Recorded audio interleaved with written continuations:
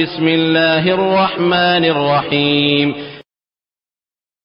فاسألوا أهل الذكر إن كنتم لا تعلمون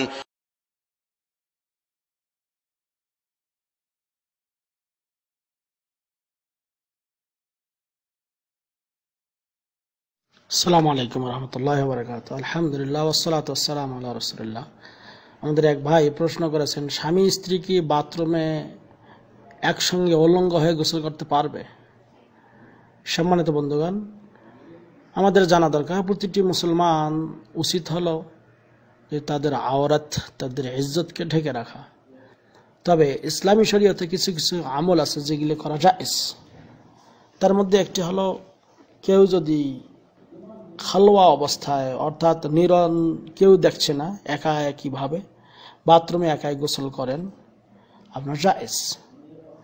বাথরুমে উলঙ্গ হয়ে একাই গোসল করা জায়েজ। অথবা কেউ যদি স্বামী স্ত্রীও বাথরুমে একাই দুইজনেই গোসল করেন, জায়েজ আছে। তবে উত্তম হলো, ওলামায়ে কেরাম বলেছেন আফদল এবং উত্তম হলো যে ওয়াত্তাসাত্তুর বিমিযরাতিন ওয়া নাহবিহি ফি হালিল ইগতিসাল ফিল খালওয়া আফদল মিন আত-তাকাশশুফ।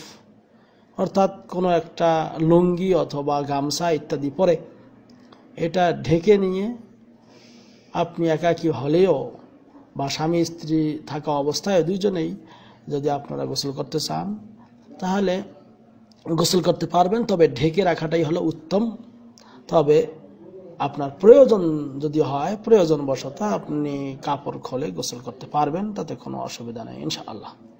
এ ব্যাপারে ওলামায়ে কেরাম অনেক দলিল দিয়েছেন। যেমন হযরতে মূসা আলাইহিস সালাম সম্পর্কে বনী ইসরাঈলরা বলেছিল যে তার অন্ডকোষ বড়, এজন্য তিনি একাই গোসল করেন, আমাদের সঙ্গে একসঙ্গে আসেন না গোসল করতে। তখন একদিন তিনি গোসল করতে নেমেছেন, তখন পাথরের উপরে কাপড় রেখেছেন, আর এই কাপড় পানির সত্যে যাচ্ছিল।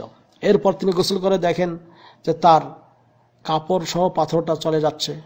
তখন তিনি বলতেছিলেন, সাওবি হাজার, সাওবি হাজার, হে পাথর আমার কাপড়, আমার কাপড়।